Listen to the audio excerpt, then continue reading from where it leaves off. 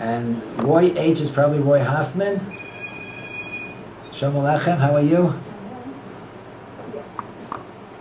Yaakov, is that you? Yaakov Leibowitz, is that you? Okay. Should start. Okay, so we're discussing tonight something which involves parenting and also education.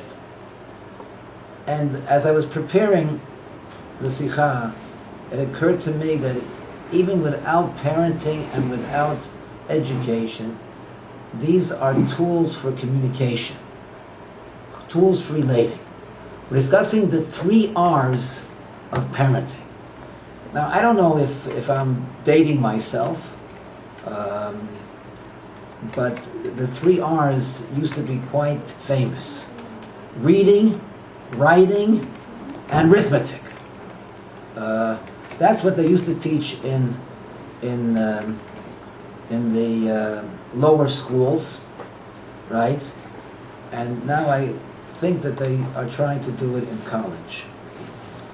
Reading, writing, and arithmetic, right? Well, we understand why spelling isn't one of them. Seriously, the 3 R's for parenting, I say, would be relate, relevant, and real. You have to relate to your child. You have to be relevant and know who your child is. And you yourself have to be real. Let's take one by one and discuss that. The first is relate. How do we relate to a child, to a student? How do we relate? I want to start by a story which has to do with education, but it applies to every relationship. Someone once asked my Rebbe, the Ali Shur, the Mishgiach Tzitzal, he asked him, I have 10 minutes to interview a student. This is the kind of yeshiva where it's not easy to get in, and most of the people that apply cannot be accepted.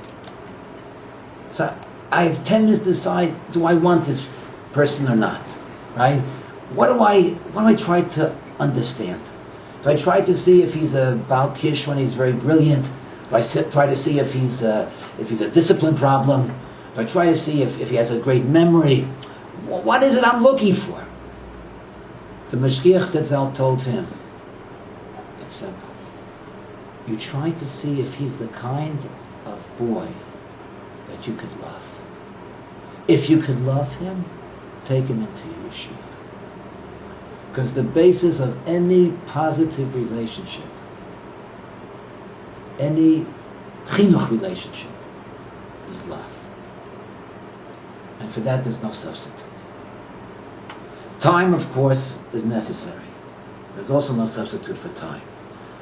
I remember years ago when I was preparing for a panel discussion, a symposium, and it was Motzei Shabbos. And one of my kids asked me, Tati, let's turn off the lights and tell us a story and let's sing some Melava Malcolm Negunim. And I almost said to him, no, I can't, because I have to prepare a symposium on education. I don't have time. And then it occurred to me that I would be contradicting everything I was going to present that day if I don't have time. You have to give time, and it has to be, of course, quality time. One of the Mem Ches Devorah, there's some fellows who just came in now, joining us. Please come and sit down. One of the Mem Ches, the 48 ways, is called Shmias HaOzen. Shmias HaOzen, the listening of the ears, right? Now tell me, you listen with your ears, listen with your nose. Of course you listen with your ears. Why Shmias HaOzen is redundant, superfluous, tautological, and extra, right? Why listening to the ears? Because it's an art. And to some people, it's a lost art. Right? You see Court over there? He's listening from California. It's amazing, huh? Where's my way? So, why is it Shmias HaOzen? Because you have to have accurate empathy. You have to listen and be sure that you're not hearing what you want to hear or what you think he should be saying. You're hearing what he is saying. Because we come with preconceived notions, there's no communication. Another point. You have to give, in order to, we're talking about the 3 R's: relating, relevant, and real. We're up to relating. To relate to somebody, you have to give the person the benefit of the doubt. Right? This has to do with love also. You have to accept the person for that he's a person. Now, sometimes you can't condone the way he behaves, but you have to accept him for what he is. You have to love him for what he is. Right? And you have to work with him to help him change. Right? But giving the benefit of the doubt is so... Now, sometimes, even if you suspect that B'dan l'chatzchus is not appropriate in this particular case, sometimes giving the benefit of the doubt, even if you know it's not true, will give him confidence that he can change himself. And will give him confidence because you trust him and gave him the benefit of the doubt. Now he has that confidence. A little slower and louder if they ask. Okay. It's so important not to label someone. You have to be so careful not to label. Children tend to live up to their labels. There's a famous story. You probably have heard it, at least some of you. But I'll repeat it. A fellow came to Neveh, and he was infamous. His high school career was spent mostly in detention by the principal. I knew this. And when the first week he didn't show up at Shir, I wasn't surprised. But I went into his room, and I sat on his bed, and I said, so-and-so, right? I said, are you feeling better? How are you feeling? He said, Rebbe, who the blankety blank told you that I was sick? So I said, well, when you first came, you impressed me as being a serious fellow. And when you didn't show up at Shir, I assumed that you're sick. So I came to visit you and see how you're feeling. Well, he just smiled. But the next day he came to Shir. And the day after that as well. And I think that it made a difference, a tremendous difference, by the fact that I gave him the benefit of the doubt. The Mishgiach brings a pasuk in Amos. It says, "Va'ekach es beis hamachlos." I'll take 2 sticks. 2 sticks. L'achad karosi noam, l'achad karosi chavalim. One I'll call pleasantness, and one I will call hitting.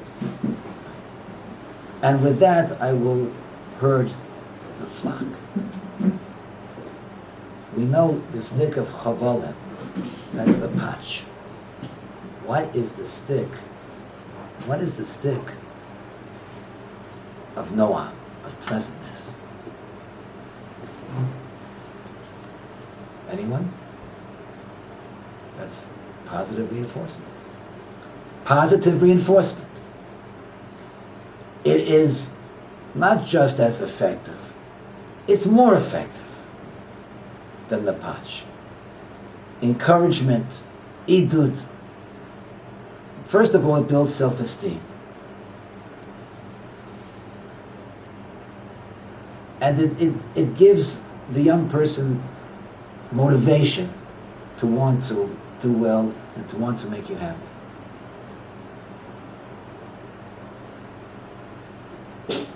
So don't think that discipline just means a patch. By the way, what is the rule in relating to a child? The Mashgiach wrote very clearly. He said when a child is 2 or 3 years old, you must have a very warm atmosphere. A lot of warmth and a lot of love.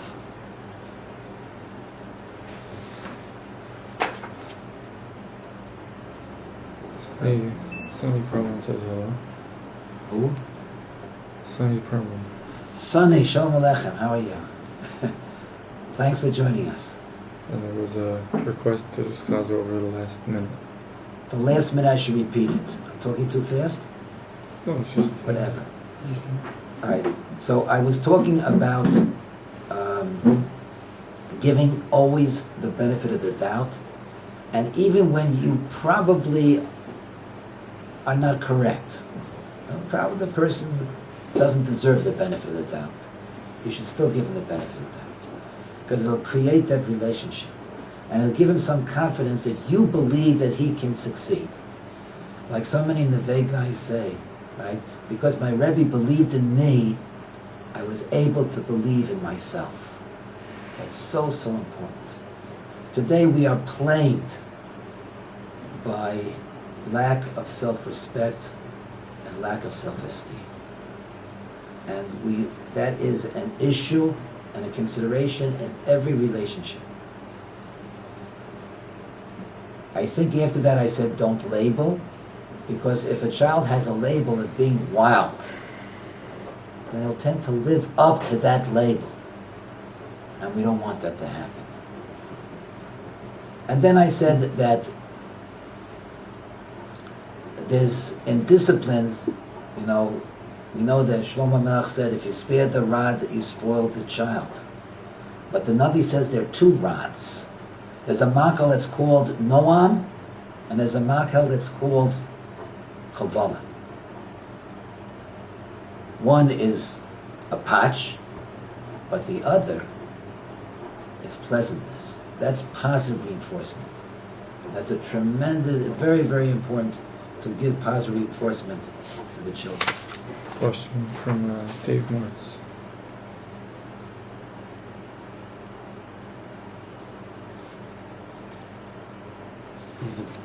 Martz.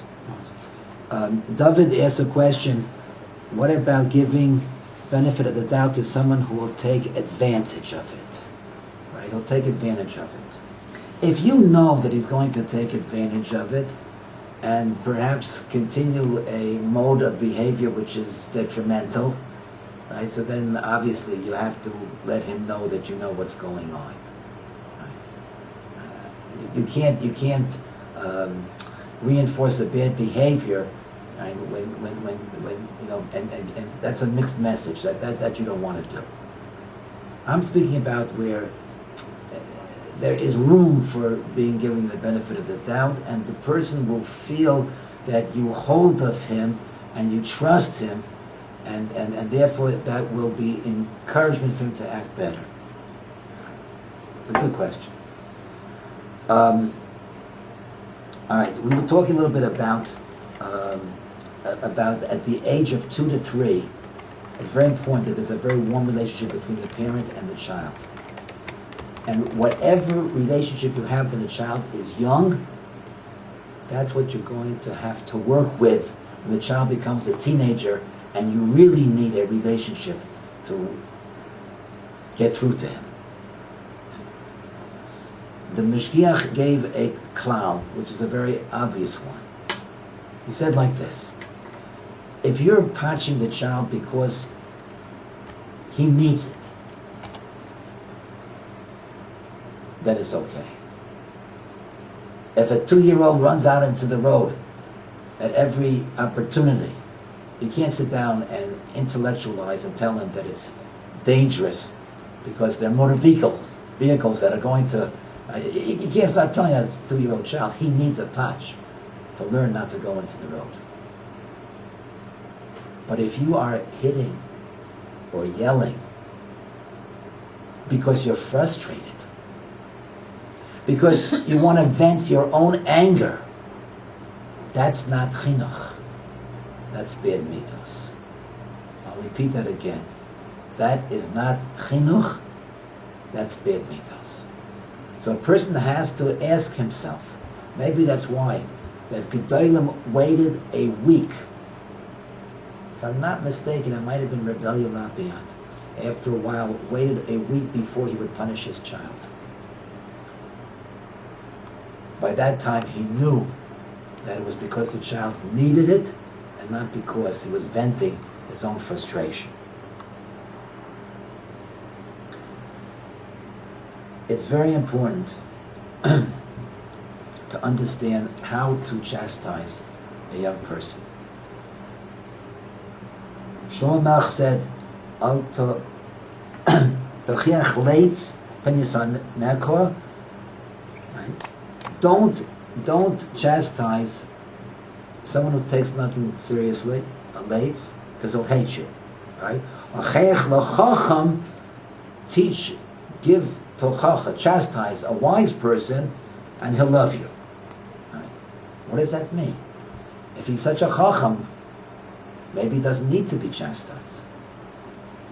The Shilah Kodesh, the Shilah Kodesh says, it means make him into a chacham. Tell him like this: son, you're too good for this behavior. That's not you. How could you let the Yetzer Hara push you into something which is so much not like you? Make him a chacham. Make him a little bit into a tzaddik. Such behavior is, right? And then he'll love you. Right? But if you put him down and you chastise him, then it's not going to work. Right? Let's stop now at relationship and let's go to relevant. Let's go to relevant. The pasuk. Question? Yes, question. From Cordo, it says, doesn't it say somewhere that the real wise person is someone who always wants to learn more and wants to be criticized?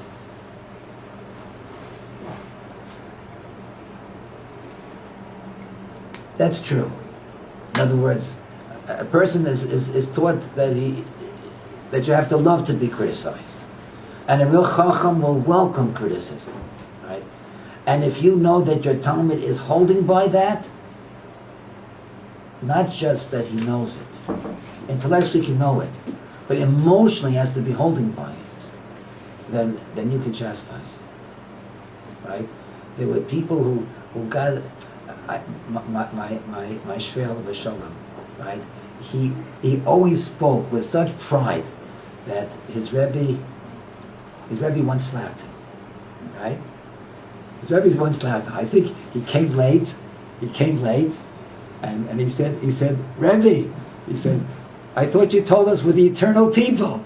What's the difference in a few minutes? Something like that. And he gave him a little patch, right? And he loved that. The patch of a gadol is the kiss of a friend, right? That's the difference. If someone who can handle it, if someone who's really a Talmud Chacham and mature enough that he can handle it emotionally again, so then you can give him to a Chacham. But you know something? Most of us in this generation don't do well with the Chacham. And it's the Mishnah in Sota, where Ikvas of the Mashiach. And Ikvas of the Mashiach ain't Tochacha. It's very difficult to find someone who's ready to give Tochacha. It also means that we ourselves can't chastise other people because we say, we ourselves know that we're guilty of many things. Okay, let's talk about relevancy. Right? Chanach lenar al pi darko, gam ki yaskin lo yisur mimeno. Teach a child according to his way. You have to understand him. And even when he gets older, he won't depart from it. Teach a child according to darko, his own way. Right? Again, Rabbi Sternberg attacking you when you weren't paying attention, right? Rabbi Sternberg's attack is totally love, and every Talmud of his knows that. Am I wrong? Right? His touch is total. It's just a message of love, and everybody gets that message. If you can do it like Rabbi Sternberg, Fakasha, do it. Oh, here, good. I got you. He said you're joking. He's joking. He knows Rabbi. Very good. Okay. Now, the Chovos HaTalmidim says that since the whole focus of education is not what's happening now, but what the child is going to be when he is no longer under your control. Gam Kiyaski, when he's older, he's not under your control, right? You want to educate him so the education will remain with him. He'll retain it when he's on his own. You're not doing it just because right now you happen to have the upper hand. Right? If that's the case, says the Chovos HaTalmidim, you have to know the child intimately. Know his nature. Know his mitos. Know his tchunos. Know his character. You have to know him.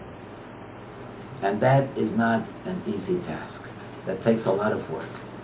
And I always say, when Chazal tell us, Amatzal nefesh achas me Yisrael, you save one person, one Jew, ki'ilu kayam olam maleh, as if you save the whole world. Why are they expressed in such a way? Because you have to treat him as a whole world, which he is. He is a whole world. Every child is an olam maleh.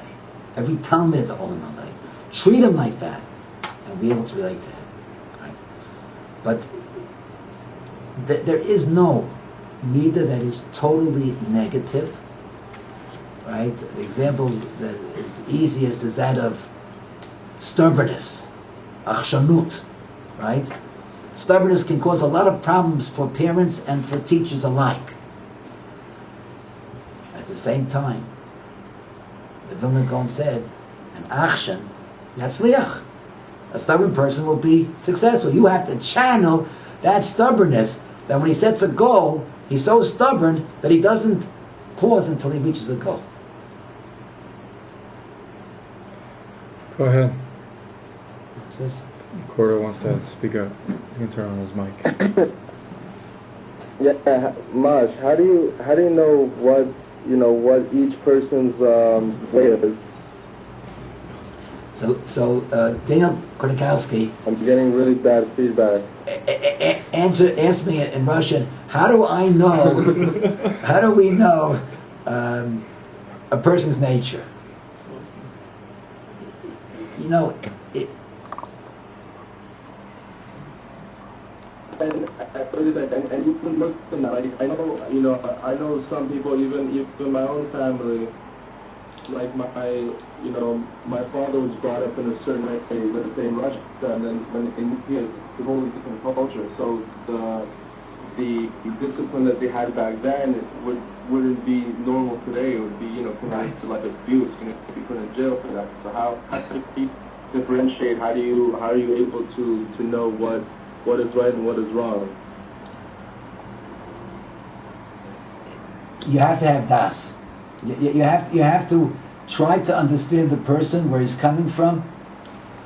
In most cases where we're confused, it's because we haven't really tried and applied ourselves to understand the person. You take him and you ask him questions and you get him to speak and you get to know him. It's das and siyat l'shemayim. Sometimes I'm talking to a fellow and I'm asking, I'm thinking to myself, yeah. We're talking back and forth. What do they hear? The others. I'm sorry. No, we shouldn't learn based on past events. It's all about the present. What you can learn from right now. You shouldn't really take the past as a, I guess, learning example. That's 100% true. Danny said that you shouldn't base everything on the past, but you should concentrate and focus on the present. That's very, very important. That's important in life, and it's certainly important in educating someone else. You've got to focus on the present. They get both sides. Okay, great. All right. Yes, that's a very good point. Now we're up to that stubbornness. If he can challenge his stubbornness and use it for accomplishment, then it's a wonderful thing. Another thing in terms of relevancy, before we go on to real, is that you have to know not to demand too much of a person, of a child, right? Sometimes we're told we want to have a beautiful Shabbos Suda, and we want to, like Neveh, long, a few hours and so forth, but little children can't last that long. And someone who is ADD or ADHD is going to have problems. You have to make it realistic, right? And you have to involve so that it becomes interesting and that they want to stay, but no longer than they are capable of staying. Again, there's no rule that at this age so and so, because obviously there's tremendous differences in children. You have to use your own judgment. There is no substitute for using your own judgment. But whatever you do, you have to make it relevant to the person, to the child that you're trying to educate. That's relate, relevant, now real. Fellows, we gotta be real. We gotta be real. Imagine this, okay? Son, I want you to go upstairs right now and study for your Gemara exam. And don't dare bother me until halftime. Don't bother me till halftime. What's wrong with that? What's wrong with that? Yeah, I should go upstairs and study my Gemara, and I can't ask my Tati a question until halftime. So I'm going to value studying Gemara. Someone, the Mishkech wrote about a top-notch educator that was able to answer every question that the students asked him, except for the following question: how does my father expect me to become a masmaid when even if he has time, he doesn't bother to learn? We teach by example. If we have Simchas HaChaim, our children are going to want to do mitzvahs and learn Torah. If we enjoy learning Torah, right? Every time that I say, I have to finish the daf, right? So my Eshes Chayil correctly corrects me. What do you mean? You're enjoying the daf. You have to. You want to finish the daf. That's right. It's so important. It's so important to have Simchas HaChaim.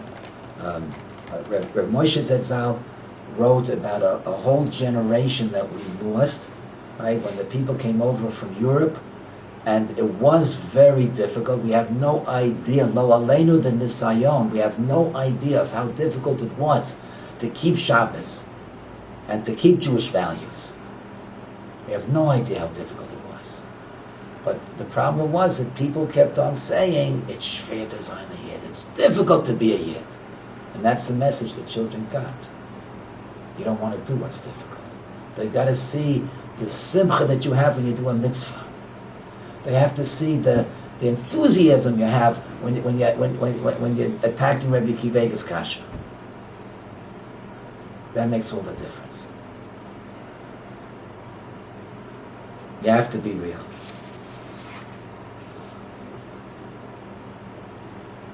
And I think I'm going to entertain questions. I just want to conclude with what the Stipler said. The great Stipler said about chinuch. He said the formula for success in educating your children. He said chinuch bonim is 50% shalom bayis and 50% your tefillas, your prayers. It depends upon whether you have not just shalom, not just peace, but that means peace means complete, perfection. That you're on the same page as your wife. They're getting one message. The Ben Sora and Moira, if they're different sizes, they're different kolos. There's no Ben Sora and Moira because the reason why he went astray is because he was getting mixed messages, right? It has to be a kol, one kol. And second of all is tefillah, is davening, right? I know so many cases where the situations were totally impossible, and the mother, by her tehillim and her davening, just changed everything. 50% shalom bayis and 50% tefillah. May Kodesh Baruch Hu give us the wisdom to know how to relate, to know to be relevant, and to help us be real. And then we need also the courage to do so. Okay, fellows, can we have some questions?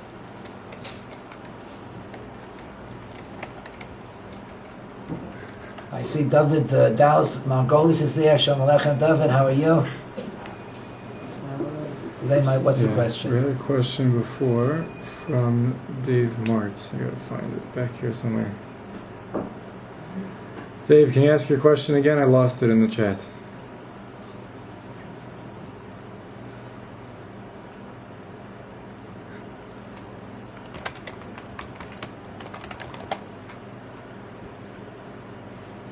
You're right, I was questioning it.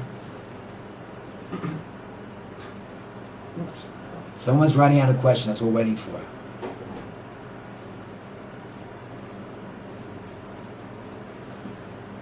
Rabbi, read it from.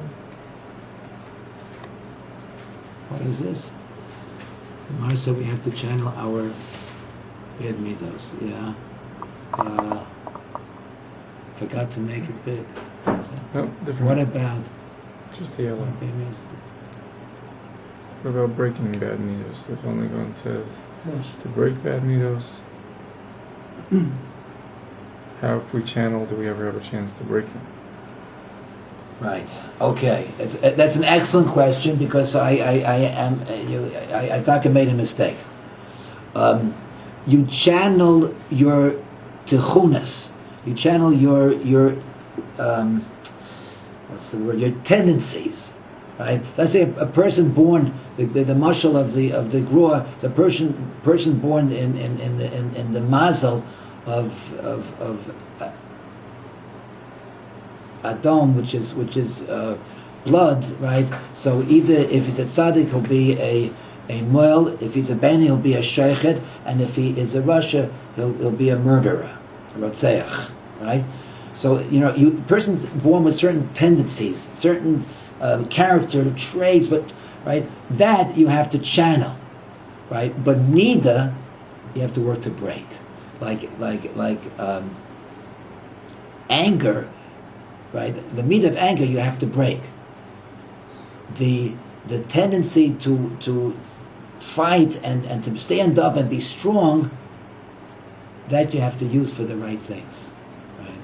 That you have to use for the right purposes, but not through anger. So there's a difference. I could give a whole share on this difference, right? The midas themselves. The Vilna Gaon says that the tachlis of life is to be shover, is to break midos. The im lo lama li chaim. If not, what purpose is life? Right? It says, but is it stubbornness a midah or a tchuna? It's a tchuna. Stubbornness l'chora is The question was, is stubbornness a midah or a tchuna? L'chora, stubbornness is a tchuna, and used for the right purposes, it can be marvelous. It can be amazing, right? It's difficult just to use the two words to define the difference. You have to have a feeling for it. There's another question. Yeah. How can someone be empowered to ignore the English world? Well, there's another question I want to answer first because it's connected. You don't channel anger because the Rambam says anger is one midah that you have to go to the other extreme. Sometimes you have to pretend to be angry, which Chazal call kas hapanim, the anger of the face. When a child has to see how upset you are, so he learns a lesson, or a student has to discipline himself, sometimes you have to pretend to be angry, but it's kas hapanim of the face and not of the heart, right? So you don't channel kas, you try to get rid of it. Yeah. Next question. What is the definition of it? Good question. Some people are quiet. That's a tchuna. Some people are very thoughtful. Some people are very active. They're full of energy. These are tchunos. Some people have a tendency to build. Some people have. These are tchunas, right? And those things can be channeled always in a positive way. Yes, Nietzsche. What? Yes, it's Nietzsche. Shalom Aleichem, Mickey. Wow. I was thinking about you today. That's the emes. And Isaac also. I'm very glad that you're on. Great. We gotta. Mickey, I'm gonna send you an email tomorrow. Believe Neder. Is that his email there? Make sure we have it. All right. Isaac. Go back to the question, the green question. Isaac Marshall, yeah. Next question. It's on the imperative. Masha, you join the Facebook. How can someone be empowered to ignore the English world? I mean the secular world outside. You know,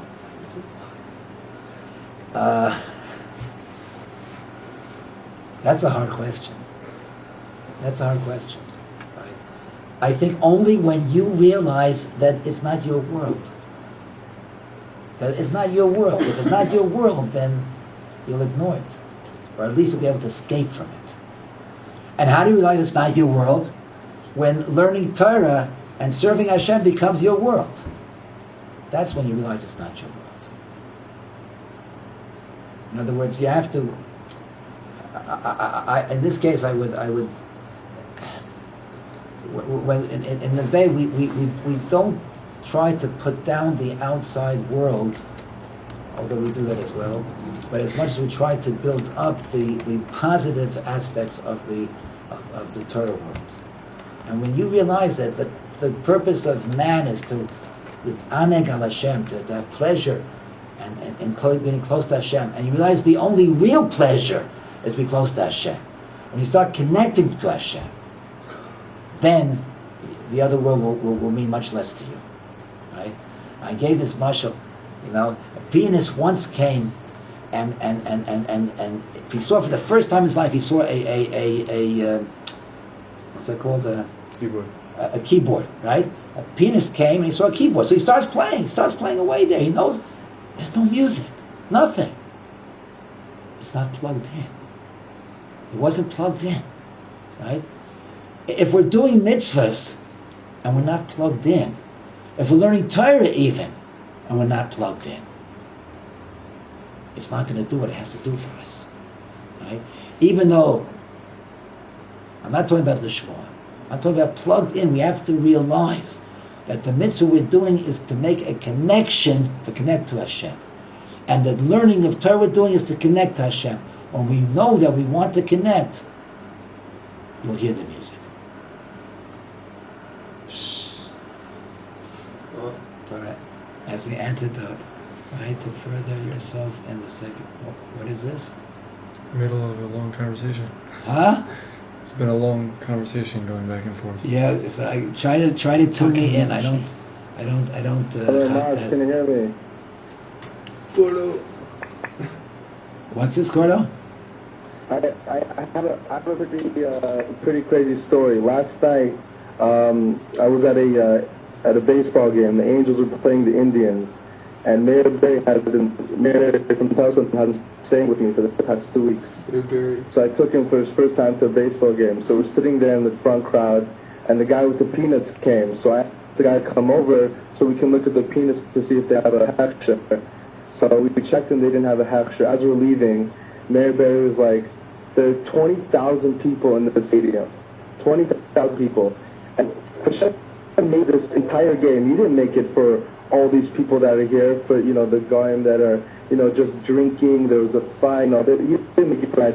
He made it for that one Jew, that 1 year, to check on that peanut if there's a hechsher on it, to see if it's kosher. Wow. And it was just like, it was crazy to think that, to see, it's really true how Hashem makes the rules for us. He's like when you say bracha on that soda, or like you bring kedusha to this world, and the holiness, you bring it down by all these different things. So it was pretty it was pretty amazing.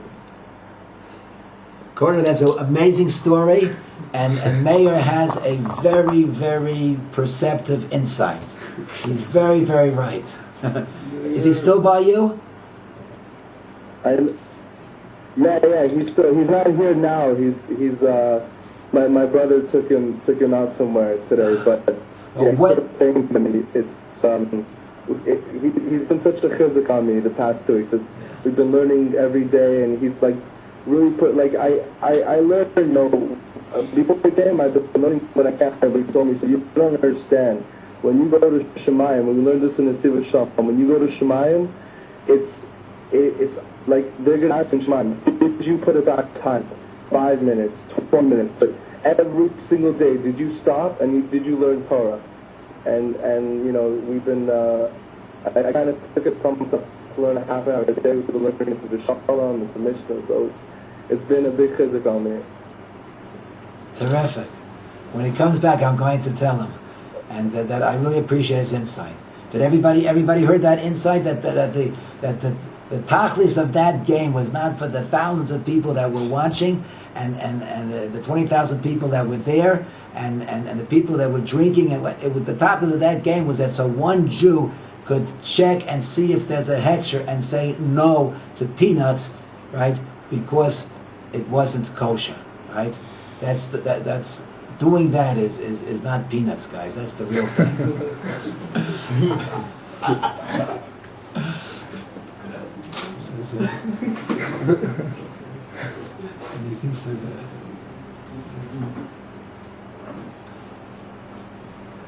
Some things never change. Yes, I once had a Talmud who made a sign that said "ha ha," and whenever I tried to say a joke, so he would hold it up, so the rest of the Talmudim knew what to do. That's what I've been doing here. That's what the Josh. You're great with the mash. He's been doing that over here for us now. Josh is March. 660. Marsh, thank you so much for the share. I got to run now. Okay. Thank you, fellas, for joining me. We really appreciate it. Tell Mari says peace. Take care, Cordo. Tell me also peace. Cordo, I want to tell you, will you be in California for September 3rd? Danny, September 3rd, which is Gimel Elul, we're going to have a unbelievable dinner at Shari Tzedek in Los Angeles, and Danny Hausman and Steve Lax are the honorees, right? And I'm trying to convince Steve Lax to sell one of the terminals at the airport, which he owns, in order to liquidate his assets to have money for the dinner. I discovered when I went to California, I saw Lax all over the airport. So I must know. Okay, so Cora, we'll see you at the dinner, right? God willing, I'll be there. Okay. Bez Hashem. Take my time for Shabbos. You too, guys. Thank you very much. It was great getting you together, and there's a whole bunch of fellows over here learning in Beis Yisrael and Or Sameach, right? Who joined us. Thank you very much for coming. And it's much easier to have someone to talk to when to see it in but it's an amazing thing. And my special thanks to Josh for setting this up. And thanks to Rabbi Harlov for his determination of making it real. And 2 years ago, I think, very thanks to Baron, to Danny Baron, who started this whole thing together. Okay, thank you, and shalom.